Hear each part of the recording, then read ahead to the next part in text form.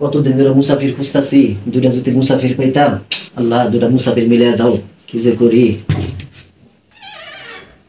আসসালামু আলাইকুম বাবা। ওয়ালাইকুম আসসালাম ওয়া রাহমাতুল্লাহ।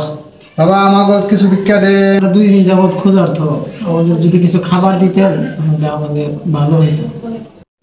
আলহামদুলিল্লাহ, লাখ কোটি শুকরিয়া মালিক, অনেকদিন পর তুমি মুসাফির মিলিয়ে দিছো।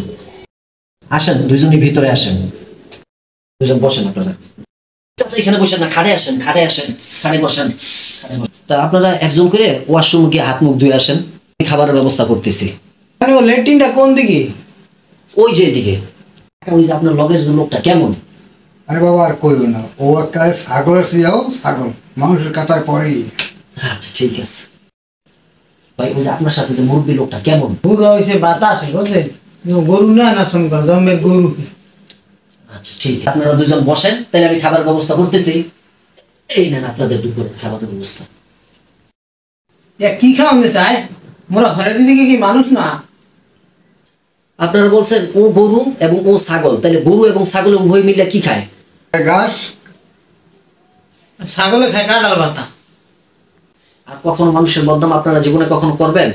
আপনাদের একটা কথা বলবো, আপনারা শুনেন। রাসূল করিম সাল্লাল্লাহু আলাইহি ওয়াসাল্লাম বলছেন, আল গীবাতু আশাদ্দু মিনাজ জিনা। গীবাত হচ্ছে গিয়া জিনার চাইতে বড় অপরাধ। আর আপনারা দুইজন ওই কাজটাই কিন্তু করছেন। আপনি গাইছেন ওনার বদনাম, আর উনি গাইছে আপনার বদনাম। ঠিক আছে, তো এই সমস্ত থেকে ফিরে আসুন। ঠিক আছে, এই জন্য আপনি বলছেন ছাগল, এই জন্য আপনারা দিছি এই কারণ পাতা। আর একজন বলছে কি গরু, এই জন্য ওনাকে দেওয়া হয়েছে ঘাস। এটার হাকিকত বুঝছেন? এই জন্য কি জন্য আপনাদের গরু ছাগলের জন্য খাবার দুপুর যেটা সেটা দিয়েছি। তো আজ থেকে তওবা করুন, এই সমস্ত বদনাম আর জীবনে গাইবেন না।